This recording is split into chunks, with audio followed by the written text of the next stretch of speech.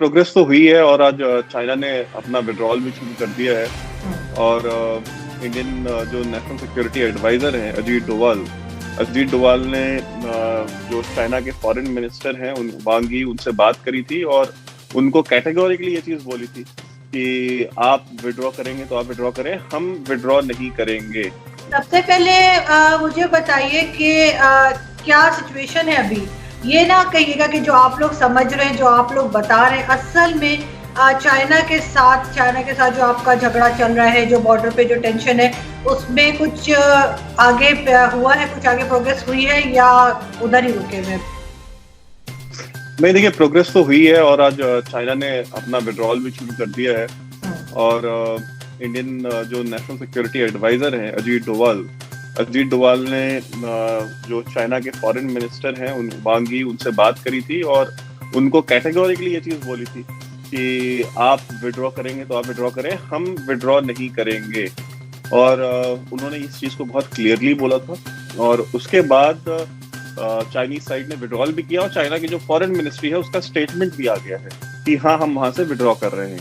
और उनका स्टेटमेंट कुछ मिक्स टाइप का था। उन्होंने कहा था कि हाँ, हम वहां से विड्रॉ कर रहे हैं, ये बात उन्होंने एक्सेप्ट करी और साथ में ये भी कहा कि we want to focus more on Tibet, हम तिब्बत पे ज्यादा फोकस करना चाहते हैं इस वक्त, तो हम वहां से विड्रॉ कर रहे हैं। तो ये चीज तो हो गई कि वो विड्रॉल हो गया।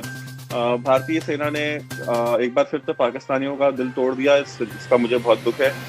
और बहुत सारे आपके यहाँ के दिफाई तजिया निगार मोना आलम और कमर चीमा जैसे, जो कि ये सपने देख रहे थे, ख्वाब देख रहे थे कि वो लद्दाख चाइनीज वीजा पे जाना चाह रहे थे। उनकी बड़ी ख्वाहिशात थी, वो ट्विटर पे और फेसबुक पे और मीडिया में आके वो बातें कर रहे थे कि हम लद्दाख जाएंगे। देखिए, तो वो तो सपना पूरा हुआ नहीं। जाना, जैसा पाकिस्तानी दुनिया भर में मशहूर है बिना वीजा जाने के लिए अलग अलग मुल्कों में, तो मोना आलम को और कमर चीमा को भी बिना चाइनीज वीजा ही आना पड़ेगा लद्दाख, क्योंकि हिंदुस्तानी वीजा तो मिलने से रहा लद्दाख जाने के लिए। क्योंकि अगर वहां भेज भी दिया तो वहां जाकर के प्रोपेगेंडा ही करेंगे और कुछ करना नहीं है इन्होंने।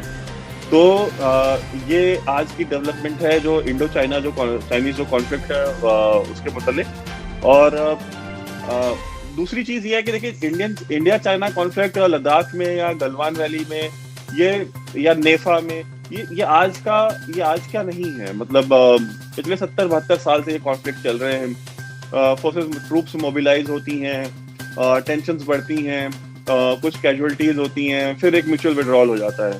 तो मैंने अपने YouTube चैनल पे डिफेंसिव ऑफेंस पे भी मैंने इस बात को मैंने कहा था।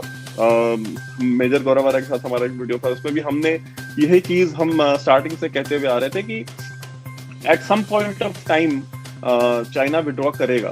क्योंकि चाइना को ये चीज पता है और स्पेशली वेस्टर्न पावर्स को ये चीज पता है कि पूरे रीजन में चाइना के जितने भी नेबर्स हैं, उन सभी नेबर्स में जो एक नेबर है चाइना का जो एक्चुअली में चाइना से हेड ऑन टक्कर ले सकता है, वो हिंदुस्तान है।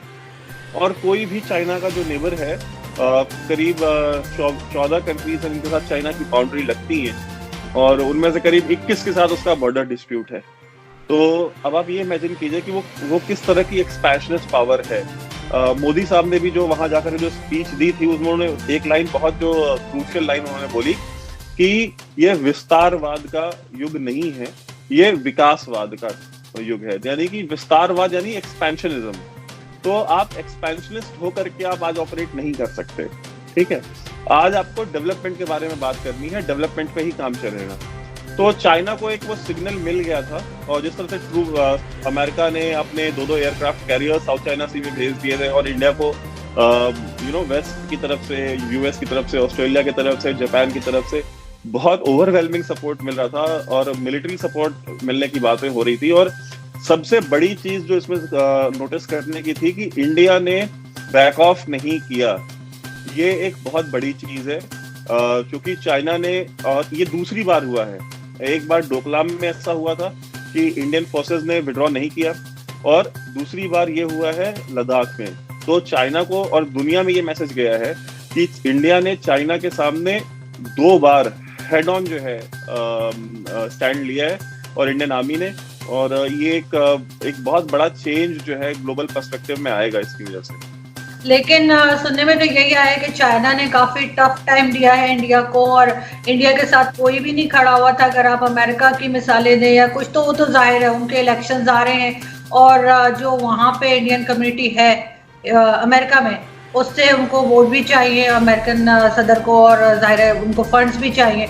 उसका कुछ चक्कर हो सकता है, लेकिन आप लोग ज्यादा टफ टाइम नहीं दे सके। और दूसरा, जो मोदी जी अभी गए थे, आप जैसे बात कर रहे हैं लद्दाख पे जाके उन्होंने नारे भी लगाए हैं, लेकिन ये कि उन्होंने चाइना का नाम नहीं लिया। और चाइना को आप लोग क्या टफ टाइम दे रहे हैं? सिर्फ उसकी ऐप यूज नहीं करेंगे, आप कहेंगे कि जी इतनी हमने उनकी ऐप जो है 56 या 59 कुछ नंबर आया था कि वो हमने बंद कर दी है।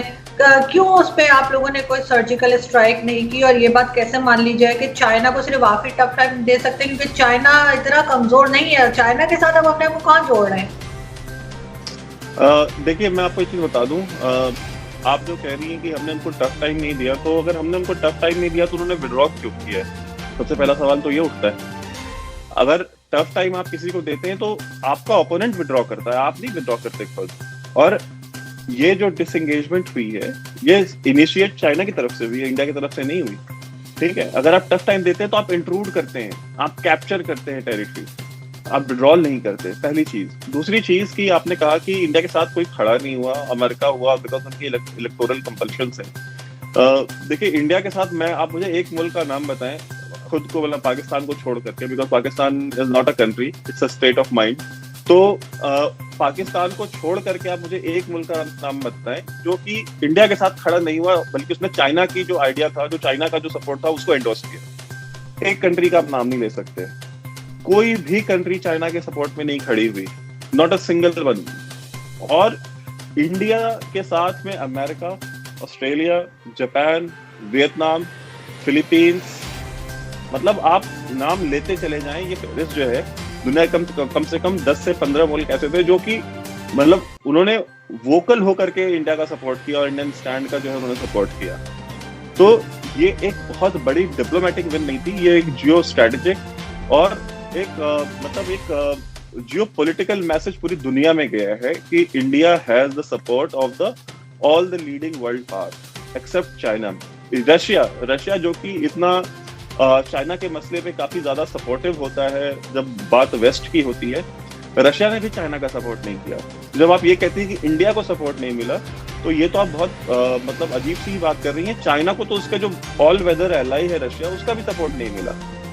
दूसरी चीज, आपने कहा कि अमेरिका में इलेक्शंस होने वाला है। देखिए, मुझे नहीं पता आपको ये चीज मतलब हो सकता है कि आपकी बात में कुछ वजन हो, मैं उसको डिनाई नहीं करूंगा, लेकिन इंडियन जो वोटर बेस है वो इतना बड़ा नहीं है, ठीक है, कि अमेरिका उस वोटर बेस को केटर करने के लिए एक वॉर में चला जाए।